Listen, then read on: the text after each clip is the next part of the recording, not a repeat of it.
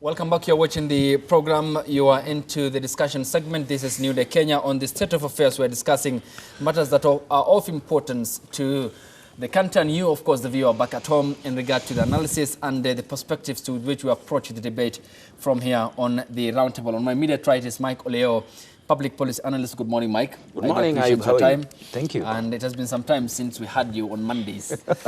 Yeah, I've been traveling a lot, but now I'm back. But morning. Thank you. Next to him is Benji Ndolo at the center, sandwiched between Edgar and Mike. Good morning, Benji. Morning, sir. Thanks Good for to see coming. you. Thank you, sir. I appreciate your time. And I'm following you on Twitter now since last week. Just so you know, I don't follow everybody. Okay. Well, ground between different. I don't follow everybody, so you're special. Edgar Koske is political commentator, Ariba Moya, advocate of the High Court, and equally commentates on governance and political issues. Thank you, gentlemen. Thank you. I appreciate your time. I'm sure you all witnessed what transpired over the weekend in Narok County, and then later on Sunday, what happened in Garissa County yesterday in regard to the BBI rallies, and a lot has played out. And first of all, let's get this soundbite from the Deputy President William Ruto, who was speaking during a church service here in the country in regard to him now, or the stopping of the reggae in regard to the ODM and the BBI rallies, and how that is likely going to be materializing in effect to the galvanization and the unity of the country. If this story we are being told about nobody can stop reggae, if the reggae is what we are seeing, the ethnicity that is being preached in BBI rallies, and the ethnic profiling of communities, and the hate and the campaign one community against another, if that is the reggae they are talking about, my friends, reggae will stop.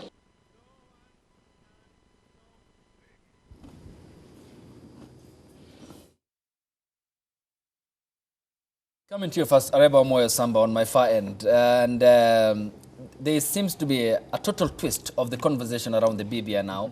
We seem heading the ethnic way, and this is perhaps worrying many political stakeholders in the country. When you look at what's transpiring at the moment, is there a wiggle room perhaps for timetabling, for choreography or re-engineering of the BBI talk at the moment, which seems to be now heading not in the right direction in regard to what the DP says is a concern, especially when it comes to ethnic profiling of what transpired in Narok County? Just for the record, Ayub, we all said, and we have said on this show before and other shows, that probably the handshake was a welcome relief from the toxic nature of the politics that we have in this country. But then the problem has, as time has gone by, we have seen more animosity being created than it was before the handshake. Because now the narrative is is day by day changing to us versus them, which is not the spirit of the handshake. And one of the things that even we were discussing with you, Ayub, yesterday, is that we're now having idlers around the BBI, train. I mean, you're having my governor going to all BBI rallies. What is he doing there? Is it the microphone or is it the tent? Which business do you have as a governor from Nyamira County attending the BBI in Narok, attending in Garissa, and attending in Mombasa? So the point is that day by day, the BBI narrative is losing its interest. It's losing the spirit. Because we said that the spirit was to do with toxic politics. The spirit was to bring a more cohesive Kenya. But now, as time has gone by, we are seeing some kind of idleness. We are seeing some kind of toxic nature again. And we're seeing some kind of mutation of the BBI to be us versus them. And I really feel that the two architects of the BBI, that is the Right Honorable Raila Odinga and the President, they need to sit down and as time goes by to see how to make it more cohesive. Because we can again not have another animosity when the BBI itself was supposed to be a cohesive nature of doing things. We cannot afford, again, to go to us versus them. That is not something that we can afford in this country at this particular time. Okay, Edgar Koske, good morning. Good morning, sir. The most important element here is to cure the country's political problems and do the damage done politically to this country ever since 1992 when we expanded the democratic scope. But when you observe, analyze, and take into note of the current developments in regard to the BBI, are we heading in the right direction? Thank you for having me, Ayub. And your question is about curing what ails Kenya. And if you look at what was being addressed on the podium, it's about who is superior to who in the land of Maasai, in Narok. Now, the Kipsigis have been determining the leader of the county in Narok. That's why there were evictions to get the Kipsigis out of Narok, so that Narok people, the Maasai people, would determine who becomes the leader. Who becomes the leader? Specific. Yes, who becomes the governor? Even Moi said, when you get into some neighbor's home, could you please eat the whole body but leave the head? That is what they were trying to express. I understand where they're coming from. They want their leader to be influenced by them. But in the process, they are blocking people from Narok South. Akina Moitale, Akina, that's why they were complaining about it. You see, they were trying to address something legitimate, but on a very wrong podium, and it shouldn't be addressed that way. You know, they were trying to claim what is there, but in a wrong way.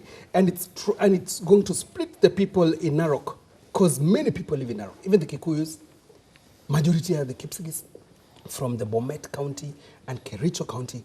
The evictions in Mau also went towards that direction of cleaning the Narok community from other tribes, from the influence of other tribes.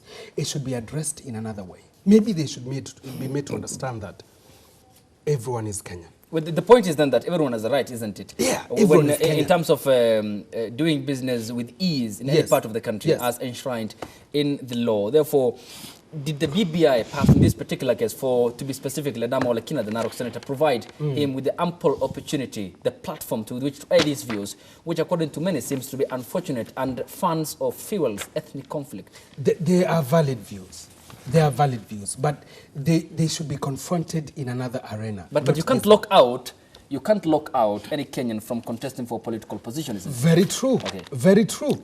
Now, I think he should be taught that this is Kenya, and everyone has a right in every corner of the country to contest and to live and to work and to do.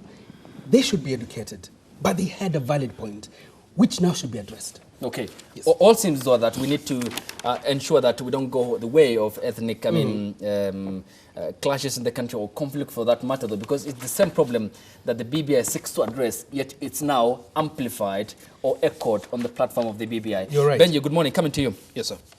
Or for any person who is following international politics, issues of populism, Narendra Modi in India, Donald Trump in the United States of America, Matteo Salvini in Italy, Nigel Farage in the UK that led to the Brexit and the UK leaving the EU, Viktor Orban in Hungary, Marine Le Pen in France, and we seem to be having popularization and populism for or against, us versus them, and the BBI seems to be at the epicenter of all that. The BBI, Ayub, is increasingly becoming a tool of division. I believe that Senator Ledama Olekina is under summons this morning by the Directorate of Criminal Investigation, based on public pronouncements he's made in the last couple of days, specifically on a popular TV station.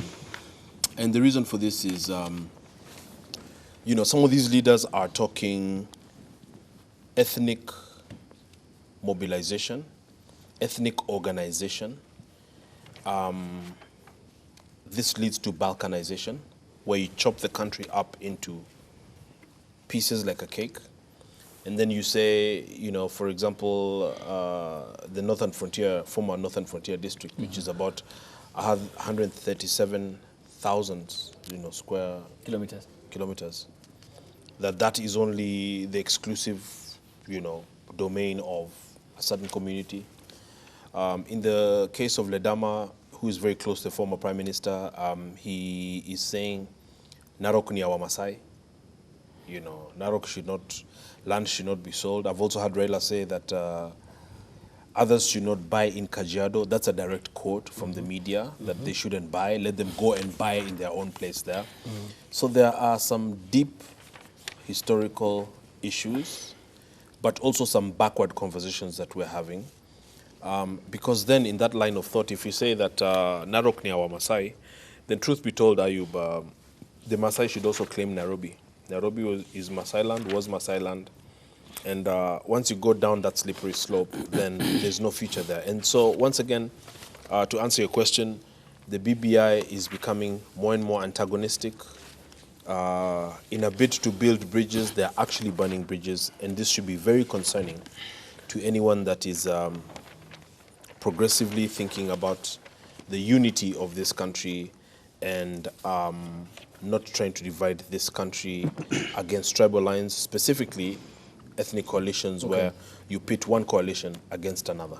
Okay, Michael Leo, if I may come to you, the two principles of the handshake here, the handshakers, the president and the ODM leader Raila Odinga, will of course had a well-choreographed political move to end political uncertainties in the country, and that took effect immediately after the handshake in March 2018. But when you hear political leaders now speaking in this tone, the ethnic echoing, and the ethnic expression, when you hear Narok Senator Eldama Olekina say that, and then subsequently it's picked up by the likes of Kimani Ichung'wah and Madina Member of Parliament Rigathi Gachagua, who say only two communities are targeted. That is the Kalenjin community and the Kikuyu community, who they say again going forward or continue to say that they form the government of the day. Do they create doubt in the minds of the principles of the handshake here? And in particular, how does it lead to diversion from the main way of what the BBI seeks to address in this country? Thank you, Ayub. If I understand you well, let me try to answer you this way. If you talk to any psychologist, he or she will tell you that one of the best ways of solving a problem is letting people speak their minds. Let them vent out what they have bottled up over a long period of time. And it works because people cannot perpetually sweep issues under the carpet. It is true that we've had very toxic politics in Kenya for a while, but what caused these toxic politics? There must have been grievances. I think the BBI gives them an opportunity to say those grievances out loudly so that everybody notes exactly what everybody's grievance is. As to how those grievances will be addressed is a completely different issue. But let people speak. At least now we know what they think and what they feel from every corner of the country as we move forward. Okay. However, the Constitution of the Republic of Kenya, the Constitution of Kenya 2010, has a very robust Bill of Rights that guarantees the freedom of movement, freedom of association, freedom to own property, freedom to vie, to vote and to vie for office in any corner of the country. We are a civilized country governed by the rule of law. And for as long as we have our set of laws intact, everybody has a right to settle anywhere, to vote anywhere, to contest anywhere. Okay. That is what the law provides. I don't know of any other provision that negates that law as currently it is. That is the Constitution, which is the supreme law of the land. Well, just follow up. Why does it seem then that there is an absence of a campaign perhaps to ensure that everything in the BBI doctrine is done in line or adheres to the supreme law of the land in terms of ethnic profiling and speaking against what's enshrined in the Constitution of any Kenyan who can live, work on, and equally vote and vie in any part of the country? Why does it seem that the principals or the movers of these rallies are unable to speak on this matter? It's simple.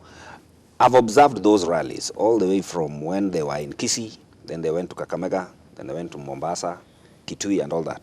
I have realized that there is no template that has been developed to govern what Omoyo says at the rally or what Edgar says or what Benji says or what Mike says.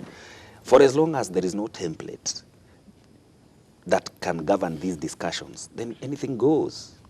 And it is a very big indictment on the organizers of these rallies that they are unable to manage those processes and those rallies in a manner that makes sense. Because everybody goes there, like my governor goes there and says, when he was on his way from Siaya to Kakamega, he saw so many women from Uganda who are married in Kakamega. How does that help anybody? And how many rallies has your governor attended? All. So is your governor, isn't it? I mean, you see, it's a cleansing mode. Even your governor, right? Away from the cleansing, Edgar. What's your point? Away from the cleansing narrative, you know, when they came to Kisii, my governor from Nyamira County had an opportunity to present his views on behalf of the people of Nyamira. Yeah. Why then did he have to go to Mombasa? Or Kakamega. Or Kakamega. Or in Kitui. Or in Kitui. Which business does he have? And it's not only my governor, but we are seeing quite a number of big, I can call them busybodies. I mean, they are like tents. These people are like tents moving from one town to another. But when it comes to service delivery of Wananchi, these guys are nowhere to be found. And probably another question we need to ask ourselves, which role is the task force playing versus the ones that the politicians are playing? I thought that this stakeholder engagement is supposed to be largely by the task force itself. I mean, develop guidelines. I mean, they were gazetted the other day. They need to develop guidelines and develop a mode of operation. Now, leaving politicians to gallivant from one town to another in the name of collecting views. You see governors with all their security and state machinery and public resources in all these towns. What exactly is going on? In this regard, then, did the coming together of Kenyatta and Odinga perhaps provide an umbrella, sort of like a shed, for governors who were, who were under observation by the investigative agencies in regard to the drying up of the county coffers? And is this perhaps a way that is cleansing them politically by the extent that now they pay allegiance to Kenyatta and Odinga or generally the BBI? Probably one of the things I've said before that when we agreed to the issue of the BBI and the handshake and everything, we took a paracetamol for a brain tumor. In that we had immediate relief, but we didn't look at the long-term effects that we're going to have. And one of the things we need to differentiate is the political aspect of the BBI and the professional aspect of the BBI. Remember, we have a task force that is drawing from the public coffers to spearhead this process. But which business do all these other people have? Which business do all these other politicians who just go to dance? Which is their business? Edgar, why do you think the governors seem to be so much focused on attending the BBI rallies?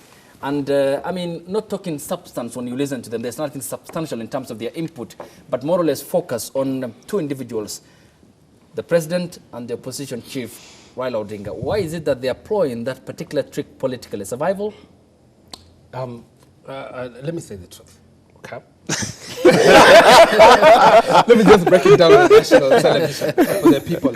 I know they know this, and sometimes we try to sanitize. it. We appear like we don't know what is happening. Now, the police are the ones who do an investigation into a certain matter.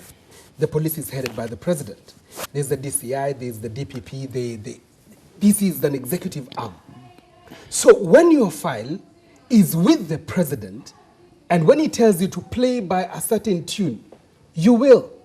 These governors have their files opened at the ACC, and they have to appear. A governor from Homa Bay has been appearing everywhere. But when he's called to the Senate to answer his questions, he comes You're with... into Mike's territory anyway. Yeah, he comes with a paper written in German. That's the medical report paper, yes. written in German. These people fear. And the president has been successful in intimidating these people. He is successful. And that one, I'll clap for him. Everyone fears the president right now because of what can happen to you anytime, anywhere, anyhow. So you have to pay allegiance. Yeah, the president runs the country right now. And if you don't listen to the tunes of Raila Odinga, you're doomed. Look at Echesa. He says he has nothing to do with it. But who knows whether he has anything to do with it?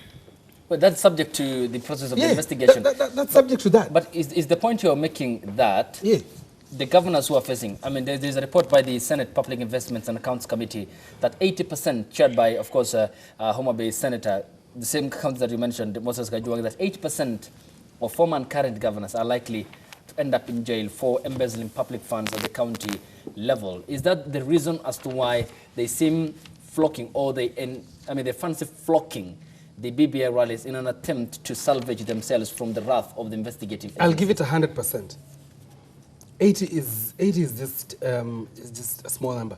I'll give it 100%. People have stolen, people have eaten, and the only way to sanitize themselves is to go see Baba. Okay, but then on that point, let me tell you one thing as I wind up. Please go ahead.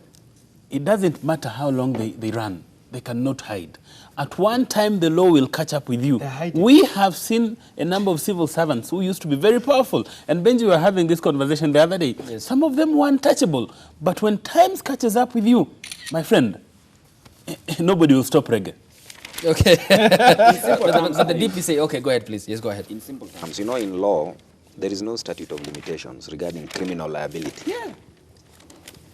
Criminal liability is criminal liability, and it doesn't matter whether it takes 100 years, they can still come for you to answer for your crimes that you committed.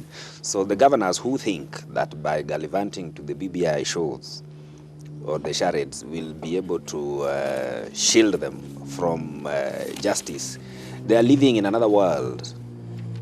They are completely living in another world. They are living actually in denial. If I were them, I would rather face justice now than later. Face justice? Now. Justice is terrible. you get.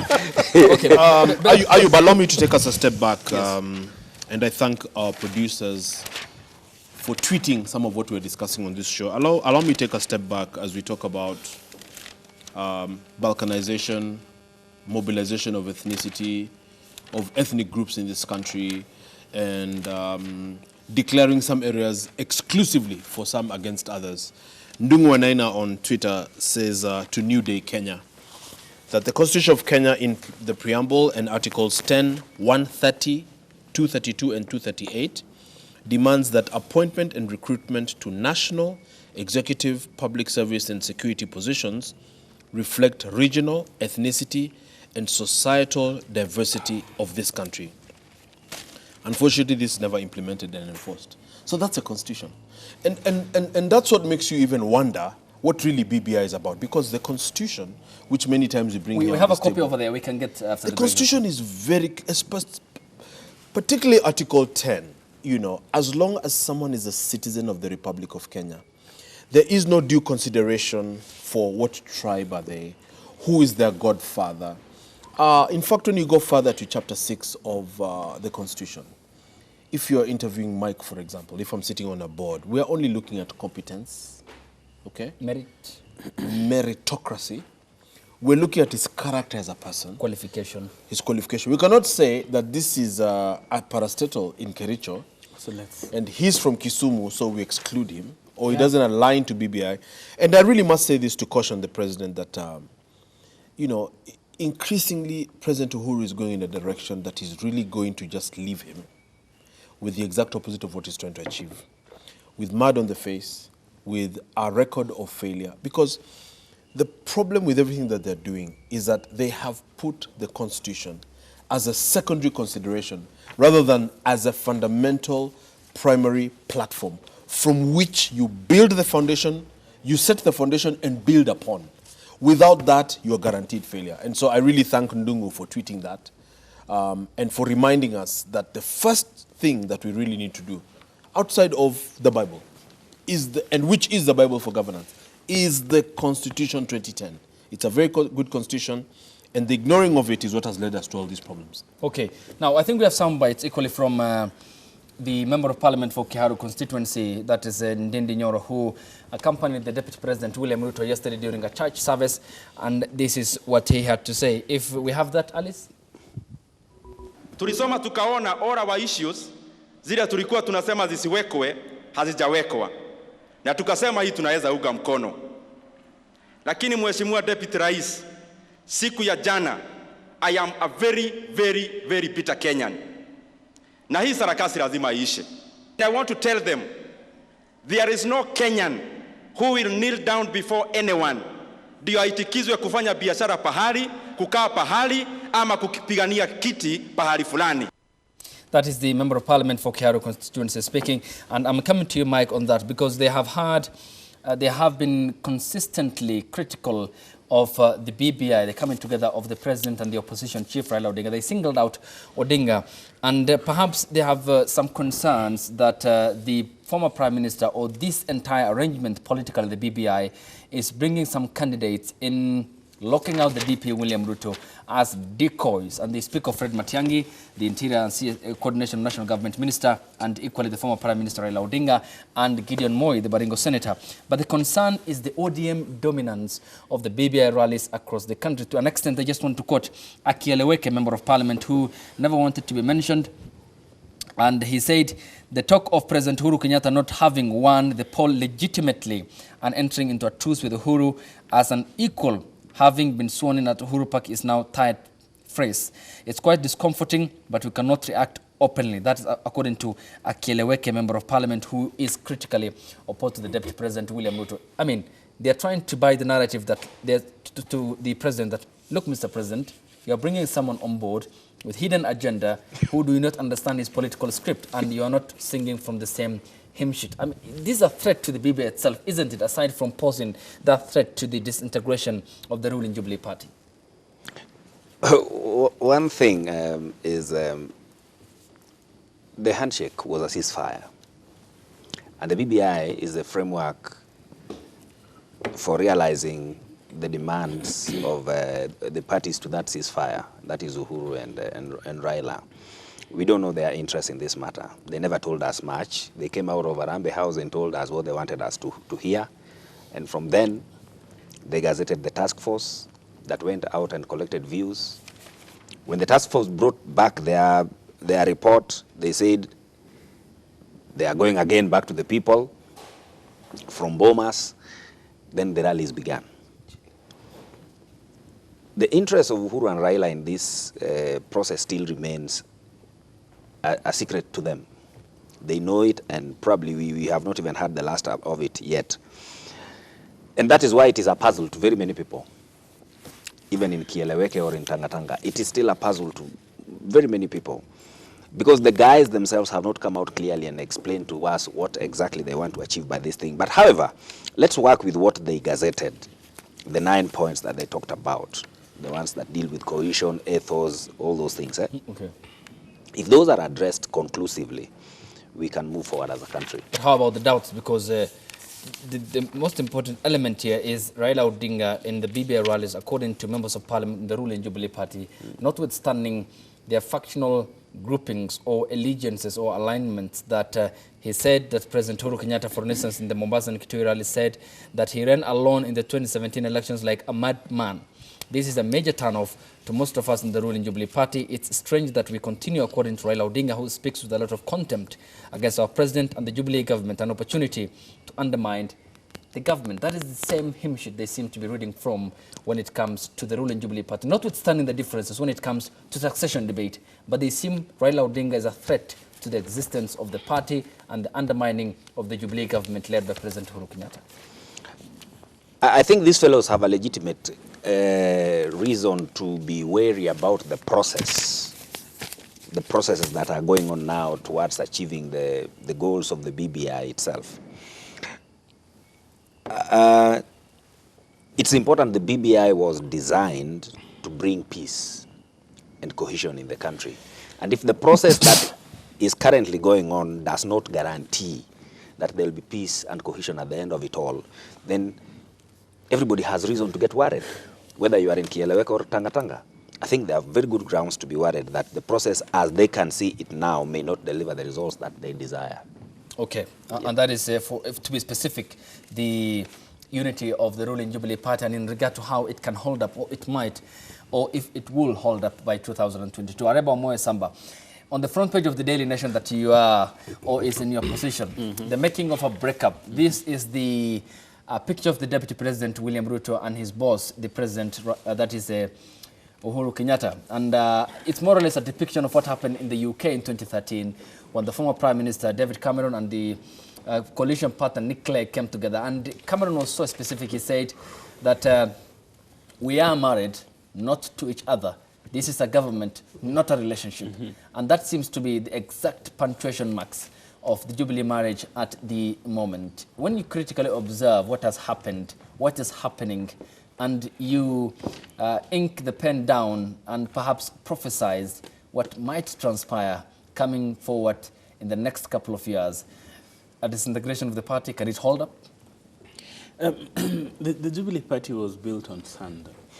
and it was quick to wind down other political parties, and the immediate interest was the 2017 elections. But then we tried to put in some pillars and say that probably this house on sand will last for the next 10 years. So sometimes when you have to build a strong system, then you have to look at the intent of building that system. We know we live in a country where political parties do not stand for anything. They are just wheelbarrows, or they're just vehicles to deliver us to the next elections. And once they deliver us to the next election, there is nothing left. Jubilee attempted to try and change that narrative and have a political party that will probably mirror the ANC, probably mirror the CCM, ZANU-PF and such. But there did not seem to be an investment in terms of the pillars that were building the party. If you ask anybody in Jubilee, they will not tell you what that political party stands for. And it was bound to fall on the same fate as other political parties. You have seen in Kenya, political parties rarely last more than 10 years. And Jubilee, if it was to last more than 10 years, then it had to form a very good basis. Okay. It's not in doubt that the president currently is Uhuru Kenyatta, and the deputy president right now is William Ruto Daktari. Now, the question we should ask ourselves is, post-2017, was there something that brought these two gentlemen together? Post-2017, which interests did they have? And for me, I'll go back and ask myself, which interest did Wananchi have in the making of the Jubilee political parties? In every marriage or in every sitting, what I try to always ask myself is, what stakes do the common Wananchi, you and I and other people on the streets have? It's not always about the interest of the big boys, but this is the interest of the big boys. Whatever is going to happen, whether they break up or they don't break up, or whether who endorses who or who doesn't endorse who, this is just a game of the big wigs. Okay. Where is the common Wananchi in all this? All right. Edgar, if I may come to you before we go on break. The party leader, the president, was so jovial during the launch of the party in September 2016, when many parties followed up to form the ruling Jubilee Party. And some of the key issues they outlined and the objectives were ending ethnic balkanization, having membership with no regard for political affiliation, religious affiliation, or ethnic belonging, and rule the country until 2032. That appears to be a distant far dream, isn't it, as we speak at the moment? Well, before I answer that, let me just pull you back a bit. You were to give us the Constitution? Yes, we'll get a copy. I thought it was the BBI. I wanted to tell you that. I wanted to tell you this. I kept it in my heart, but I just wanted to tell you that there is something known as a fait accompli. Something that has been accomplished behind the curtains. Already decided? Yes, already decided, while the Wananchi have not been told what is happening. That's why you can't print the BBI and distribute it. You can't, because it's been written and it's been done, and the bone of contention right now is the form of government, the parliamentary system or no parliamentary system, and that is coming. To answer you about the making of a breakup, at first there was not even trust between the two people. I remember when Ruto went back home to try to convince the Kalenjin community to go with the Kikuyu nation into a pact. People were like, no. In fact, in the beginning, there was no trust in the beginning. So this was a way that Ruto saw that he would use it later for his presidential ambition. But this breakage, this one was even there before. There was no complete trust between these two people, and that is my take, and that is my personal view.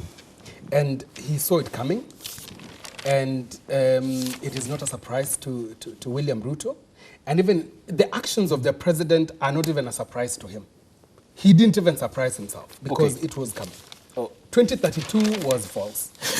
False and political pretense. It was just political pretense. Yes. Ayub, there is an article in yesterday's Sunday Standard, by my former lecturer, Professor Karuti Kanyinga, and he talked about elite interests in Kenyan politics. In 2013, the Kalenjin nation had trusted Ruto because he had demonstrated in 2007 that he was capable of negotiating for them at the high table where elites from other communities sit. Okay? He had outshined every other actor in the Rift Valley at that time. Gideon was a reluctant leader at that time. So, Still is. There's no more. Just remove it. it's okay.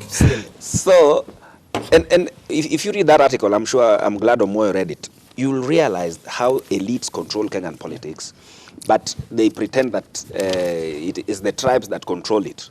No, it's not the tribes that control it. In 2002, the Kikuyu nation was very clear. They trusted Kibaki would represent, the Kikuyu elites trusted that Kibaki would represent their interests better than Uhuru Kenyatta, whom they even nicknamed as a project. Do you remember? Yes. Moi project. They actually saw him as a puppet of Moi. So they did not trust him. So they concluded that Kibaki represented their interests best. Now, the same year, Orengo Jim ran for president. Raila did not. Raila had run in 97. 2002 he did not. He decided to back Kibaki. The Luo elites concluded that Raila represented their interests better at that table. When he said Kibaki Tosha. Yes, than Jim Orengo, who was their son. So that is how Kenyan politics plays. It is the elite interests that determine how these tribes vote. It is not the other way around. It is not the tribes that determine how the elites vote. It is the elites that sit down and conspire and agree. And that explains why, even in the Kamba nation today, look at it keenly, the Kamba nation is still very convinced that when it comes to negotiating elite interests, Kalonzo still, they trust more than Ngilu or Mutua or even Kibwana. Professor Kibwana. Yeah. All right. In that regard, then, are you perhaps simplifying it as saying that the DP William Ruto, in the event the Jubilee Party disintegrates, in the event the marriage politically ends between him and Kenyatta, that he has nothing to lose for him individually, has gained, and of course, being at the top brass political and belonging at the top echelon, that he has lost nothing. It's only for the masses in the Rift Valley to now make the political decision? No. He cannot claim that he's lost nothing because he's already a heartbeat away from the presidency. Everybody expects, the law of natural progression. Once you've been DP for 10 years, where else do you head? You head up. So if he does not gain the presidency, he shall have lost. Shall have lost substantially. Because that is the career now he has figured out for himself. And I think that is his best wish as we are here. And that depends on the Jubilee Party's integration, the staying up of the party together and the unit, which is so important at the moment, because if that is the vehicle, then he will have an upper hand over the other candidates who might want to be the president. You did not listen to Omoyo when Omoyo said that Jubilee did not invest in its organs. So how can it be there for long? How can it deliver? Meaning that we are prophesizing a possible walking apart of the parties. I mean, walk into Jubilee House, it's just a hall. Okay, that is in Pangani. In Pangani. All right. And speaking of that, I just wonder how Honorable Tuju is doing. Nobody seems to be really following on that. Because Tuju is the one that has been expending considerable energy and time on Jubilee matters and also on engineering or managing some of the issues that you see. It's very interesting to me that we don't know exactly how he's doing. Well, we hope for the best in terms of his medication process. He has been lifted out of the country following the accident as he headed to Nakuru County, Kabarak, where he was to attend the funeral of the late President Daniel Toroitich Arap Moi. Gentlemen, we hit the break. When we come back, we'll unpack the census numbers, what it means politically for the IEBC, the boundaries review, and equally in the resource sharing allocation process in the country. The number is 0791478990. The hashtag on Twitter, NewDayKE. The short SMS code is for 0920. Stay tuned. We are coming back after the break. This story we are being told about nobody can stop reggae. If the reggae is what we are seeing, the ethnicity that is being preached in BBI rallies, and the ethnic profiling of communities, and the hate and the campaign one community against another, if that is the reggae they are talking about, my friends, reggae will stop. Thank you. We Thank you so much. are back Cheers. and on air, and we thank you for your company here on the program. You're watching New Day Kenya. Let me sample some of your feedback. And Brew says, real classification of the corrupt Kenyan politician. He draws a chart. The governor, he or she has corruption case. He goes, yes, no. He says, yes, support the BBI. No, yes, yes, I support the BBI. Someone by the EACC, he supports the BBI. Anakuwa kama mweupe kama pamba. And then report to Raila Capitol Hill Laundry. And then that's how he has classified that chart. Nungu Wainaina says, after locusts have destroyed crops in Kenya, tenders will be issued to import grain. Predatory rent-seeking leadership. Further, it is the BBI fraud as the economy is hurtling to collapse. What is State House Kenya's priority, country or individual's political survival? And this is a continuation of a discussion that we are having here on the program. And they continue to come. Yes, Ariba, you have a point? Go ahead, please. Yeah, Mohammed Hersi tweeted something very interesting this morning. Locust invasion versus BBI attention. Kenya were in very serious trouble when the ruling class is busy thinking about next elections 2022, while a nation that is agriculture dependent is being ravaged by locust invasion. Never witnessed before. Talk of irresponsible leaders. That is from Mohammed Hersi. In fact, I tweeted something else where I said that locusts in Kenya are flying like Air Force. Because MPs are just busy running around with bodyguards. Then you see a nice lady, you send your bodyguard to ask her for a phone number. You know, we're social activists, so we analyze some of these things happening in the society. And it cannot be... That phone number. When the concerned father is that. What is that? And it's wonder they can't think and pass and legislate anything. It's ridiculous. Well, I was listening to the World, that is food agriculture, the United Nations Food Agriculture, that is FAO, and it said it needs Food about, Agriculture Organization. It said it needs about $76 million to tackle the locust infestation across, only in Uganda, that is in Uganda. Why can't we wait for them to age and die? Because they're dying. They look yellow. The minister appears to be saying that he has closely observed them while on air in Kitui, and that they are yellow in color. And now they will die of old age very soon. And that is a very contrast from the picture that was painted by Mwangi Kinjuru, who said, take a picture of the locust, send us to them, and then we authenticate whether that is locust or not. On this locust thing, I'm very worried about the ecosystem. Yes. I do not support the idea of spraying them. Yeah, true. Because when you spray the locusts, the spray is not limited only to the locusts. The entire ecosystem is affected. And then the crops are eaten. The crops are the other insects are also involved, which may be very useful in our environment. So I do not even think this spraying should be the right approach. Okay, gentlemen, thank you. Now, let's now turn our attention to what transpired, the confirmation of the 2019 Kenya National Housing and Population Census by the Kenya National Bureau of Statistics, and that is in regard to the picture that we are having on your screens. Madam Alice, can we have that, please? Yes, there we go. 47 million Kenyans, the total number, and that map is a classification of the community by numbers that was confirmed by the Kenya National Bureau of Statistics on Friday. This is the Saturday edition of the Daily Nation, and it captured this story as the most important of its stories that it published, and this is beneath the top story of that particular headline in the same day. And if we are back and hopefully can continue the discussion, and let me just expound on that a bit, because this will equally determine the outcome for two key institutions, that is the Kenya National Bureau of Statistics in terms of planning, and the IEBC, which needs to undertake the boundaries review pegged on this outcome when we already have a hearing of avalanche of cases, especially from the Rakanithi and Meru counties and the other counties that have so far disputed the numbers issued by the Kenya National Bureau of Statistics. And coming to you on this element, Edgar Koskei, on political alliances, because that is the lens to which the political establishment is viewing the census numbers from, in wanting to see who will line up and vote for who and which party.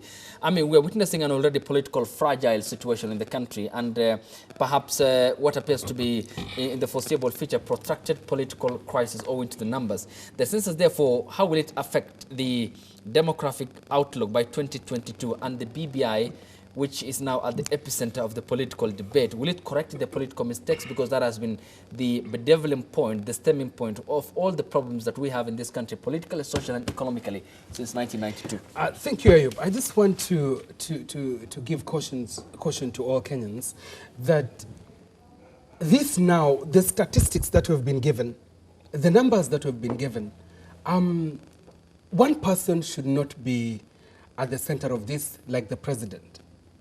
It should be looked into that we have the right figures.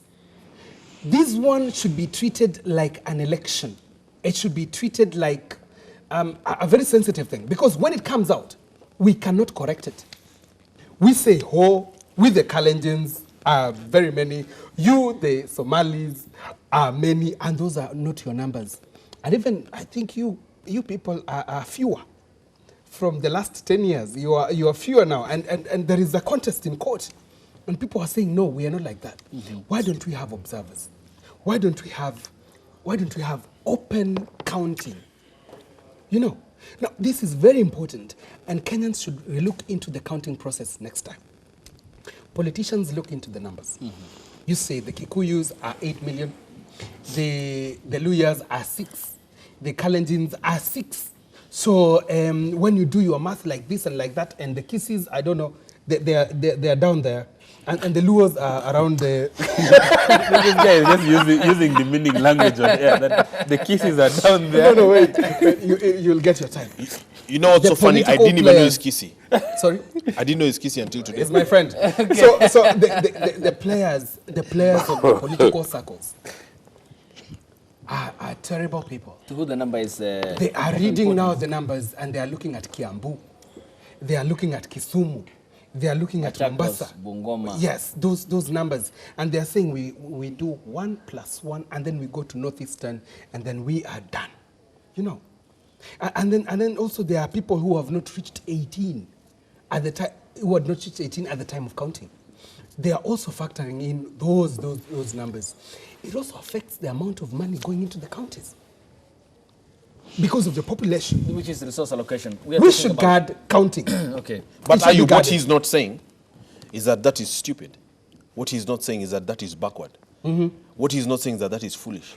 You cannot organize policy and organize any meaningful governance, certainly good governance, by doing ethnic census, by saying nyumba ya Waluya, alafu wa Kalenjin. We had an incident, I've just seen someone writing about it here, where a Professor Yiro, I think was his name. Yes, the University of... was run out of Moi University by the sitting governor. Yeah. The governor led a gang. Jackson Mandago. In a rowdy, cruel, ridiculous manner, to say this university sits in Rift Valley, so this is an outsider. Never mind that he's adding value. And they ran him out of town, threatened the appointing authority that this person should not be here. We should be given one of our own. That is retrogressive. That is unconstitutional. That is inhuman. That is foolish. And that is what he's not saying, but I'll say it. It is foolish in the extreme, and we cannot continue to live in a country like that. Yes, Mike. Ayub, I want to agree a lot with Benji on this matter. From a policy perspective, why do we do census? This is called the Census and Household Survey. We do it to deal with issues of development. Yeah. We want to know how much government policies have impacted the people in terms of health. How many hospitals do we have? How many doctors do we have? What is the ratio of the citizen? Where's the police? The police, the doctors, the teachers, Death the and schools. the birth rate ratio. You see? So that we can be able to understand exactly where governance is for our society. But I can see the media have decided to come up with a construct. If you see today's standard, the headline is very clear. Omoyo, you have that standard there. Yes, sir. What does it say? That's today? Vote-rich counties that could decide Raila-Ruto battle. You see, We have a narrative. we've trivialized the entire thing now. We've decided to make it something between Raila and Ruto. And that's not the reason from a policy perspective why we do census. We do census so that we can understand, for instance, for a long time, we believed that Nairobi has the highest percentage of those with piped water. Now, this census tells us that actually it is Nyeri.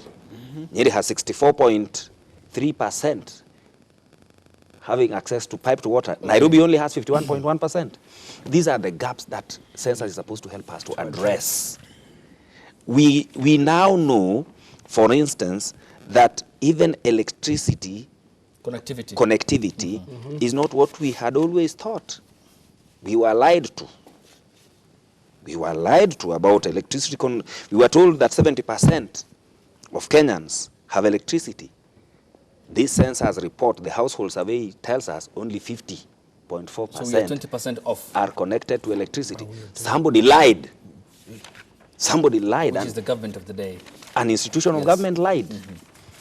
Today, these are the things that we are supposed to deal with. Why is it that our people are not connected to electricity 100%? And why are we lying about these figures? Who do we want to please? Or who do we want to cheat? Or who do we want to defraud? So this census, for me, I take it more seriously than what the construct that I can come across in the media on a day-to-day basis. And it's important. Then we will come to boundaries review. By the IBC. By the IBC. It will be important to know how the boundaries will be reviewed when they start, because I know the exercise is beginning in March. Already they have issued a notice. They have been told now. And then the rally in Narok, I saw Mbadi saying they should stop that process because they don't know whether the BBI will decide that there should be no more boundaries to be reviewed, that the status quo shall be retained or not. But again, I think even Mbadi needs to rethink whatever he's talking about, because boundaries review is a constitutional matter. Okay, it's provided for in law. Yes. Unless they want to change the law before everything else is done and concluded, which we don't know. But I think the basis of what I'm saying is this: census is a more serious matter than what the media is trying to make us believe it is. Okay, Ariba Moya, if I may come to you, there are concerns about the outcome by the Kenya National Bureau of Statistics on the 2019 Kenya National Housing and Population Census. Therefore, how does the government, the taxpayer, me, you, Benji, Edgar, and Mike, legitimize population census they have announced, notwithstanding, of course, the cases that have been filed in court, the constituencies that shall be demarcated, and the voters they shall register in the next electoral cycle, and we expect a boom in the number of young people who will make a lion's share of the voters' block come next elections? Do you know why we're having a dispute with the census numbers? It's because of politics. And as my brother there clearly said, is that we need to look at the issue of policy implementation rather than the issue of political capitalism when it comes to this census report. For me, there's something I want to bring to the attention of the panelists on this table. The issue of the young people. Okay, let me just pause you. In terms of that young people, I'll pick this call from John, and then you'll continue from that perspective of the young people. Good morning, John. Good morning. Good morning to you, my brother. Morning to you. Habari ya asubuhi. Missouri. Okay, talk to us. Yeah? Talk to us in regards to your contribution of the topic at hand. I think we have lost him. The girls have a sleep. Hopefully, he's going to call back. Yes, go ahead, Ariba, from the youth perspective. There is an issue that really I have been advocating for a very long period of time, the issue of young people. You see from the report, they make up to 75% that is below the age of 35. I know some of us in this panel might have surpassed that, but we are still around that age bracket. Then what role do they play in the management of this country? I have said that there is no, there cannot be a conversation about us without us and make it ours. How many young people are being involved in this BBI discussion? How many young people are being involved in the management of this country? How many young people are being involved in the policy formulation? Because all these other people who are trying to have a conversation about the future of this country, naturally, through natural attrition, they might not be there. So it's high time. This is a wake-up call to any young people out there. Know that you make a majority of this country, and it's high time that you come out and have your voice counted, be it in the private sector, be it in the political scene, be it in the media, be it everywhere. You have the numbers. Wake up. Okay. And 39% of them, of the youth, are unemployed. Okay, which which is is a a time good bomb. Let me just add on to that. It is a Let me add time on to bomb. that. Yes. Yeah. One of the prevailing failures about the Jubilee administration is the fact that they came in on a digital platform. Yes. They're able to speak the language, but they're not able to fulfill the promise, which they should have been, to incorporate and very, very closely involve the youth in leadership and governance, and by so doing, to implement such things as devolution and to create opportunity and employment. In other words, the young people are still marginalized, hopeless, lost, and this really dovetails into the earlier point I was making about ethnic mobilization. We must, Ayub, not pretend that the electorate, is not to blame as well. The electorate also are the biggest culprits in this, because they're the ones who say, mtu wetu, this is our kingpin. We are going to go Which in this. Which determines the voting pattern. Exactly, and once again, they're not innocent. And so what you have here, and are evidenced by such ridiculous problems like locusts, like lack of clean drinking water, when we have had rain since October, the allegations, for example, Ukuri Atani at the Treasury has just packed a whole bunch of Somalis, and then there are people they're arguing on social media that we are latecomers, so we must do this to ape everyone else. This is catastrophic failure, and once again, those that are charged with the leadership, I keep saying every Monday here, the president doesn't have a lot of time. He's got to really take a step back. I mean, look at this headline. Look at this headline. Making of a breakup. Ruto. This is continuous. This is now out in the public open. And even as we talk about Jubilee, Ayub, we must be very prudent and very careful and vigilant enough to even notice, is that a Jubilee governor up there? This is a murder allegation. This is why Sonko wants me dead, according to the engineer, the inventor of the jumbo. So overall, Ayub, a complete desecration of the Constitution of Kenya is why we're in this BBI madness. A process that we don't even really know what it's costing the exchequer, under what legal framework this is happening.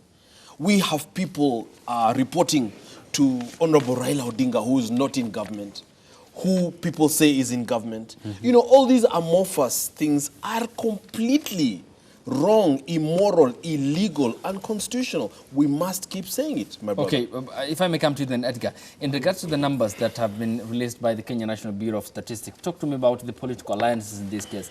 Can it perhaps lead to, if you total up the first top 5, it means then that the rest will be politically and economically marginalized if they agree to share power, and that is perpetually? It means that we'll have cases of economic and political marginalization. Is that not disastrous when you look at the system of governance that we have in the country?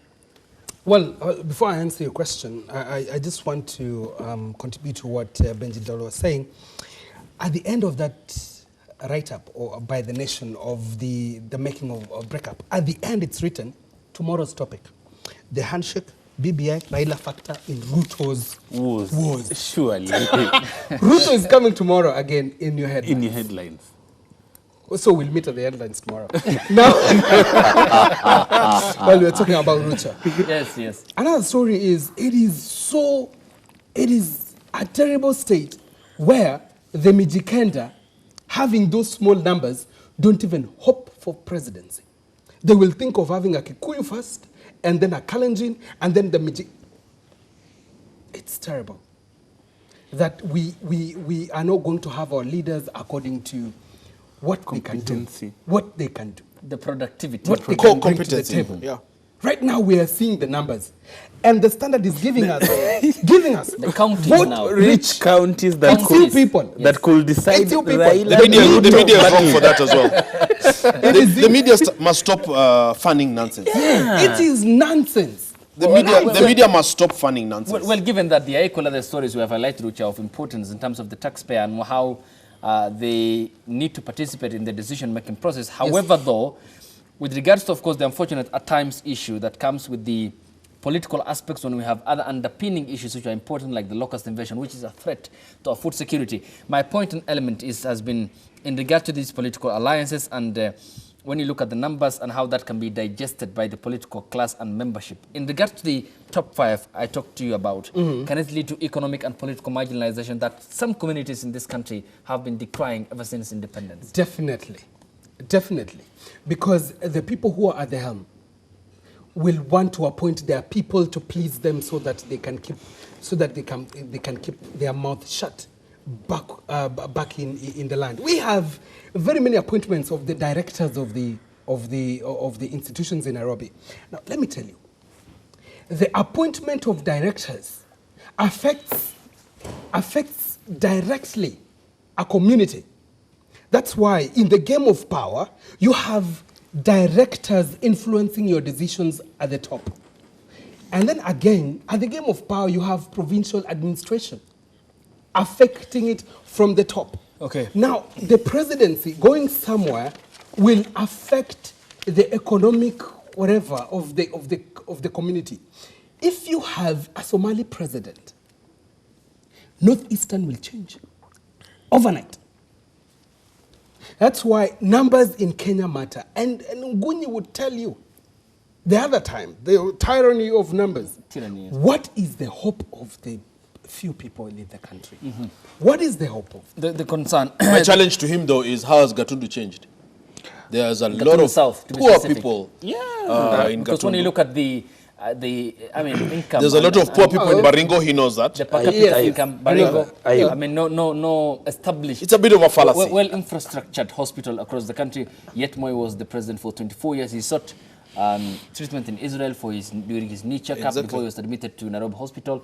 I mean, the concern is that at times also that it's not true that the proximity to the leadership or the seat of power doesn't necessarily translate to the gaining of the respective community. Well, sometimes. In fact, may I just all the note? times, not May all I the just times. note? Sometimes. Ayub, let me May I say just something note? about May I this. just note? Sorry, I'm sorry, my brother. It's okay. May I just note? And many a time on this platform, we cross-analyze so many different and interlink topics, Ayub, and at the risk of seeming almost to be a Kibaki sycophant, might I also note, just after the demise of the late President Ariba Moya, that Kibaki, for the longest time, has retained a Kenyan physician as his main doctor. Dr. Giko. Dr. Gikonyo, Yes, the owner of Karen who Hospital. has been since. And many times when you talk about leadership and presidents, which we constantly do, you can just see clearly the kind of thinking and the kind of person Mwai Kibaki is. I mean, as we talk about the late president's knee and David Silverstein, who has been his doctor for a long time, Silverstein, who yes. actually came out in the open and spoke, it speaks volumes that President Kibaki has kept a Kenyan doctor on call, even when he recently suffered a clot that led to his evacuation by aeroplane to South Africa. And in essence, they saved his life. That Gikonyo leads that tells you a lot about Mwai Kibaki, but we'll talk about Mwai Kibaki another day. Okay, yes, Mike. Yes, thank you, Ayub. The conversation we are having here is very important. As a country, we need a national conversation, an honest conversation, an open conversation, and a sincere conversation. We should no longer be comfortable paying lip service to issues of governance, issues of accountability, issues of transparency. We should make these things very clear. We have a constitution, we have a set of laws, we have the statutes, we have the regulations that are supposed to guarantee us good governance issues. But in this country, we put the laws aside and we do things our own way. The way forward for this country is to institutionalize governance so that we understand that institutions exist for the good of the entire country, for now and in the future. So much so that in this country, we should come up with a system that ensures that if Omoyo is president, and I know he's a big enemy of Edgar, they usually have their issues, but Edgar's right to survive and to prosper in this country will remain guaranteed and protected. But if that cannot be guaranteed, then Edgar will not allow Omoyo to be president.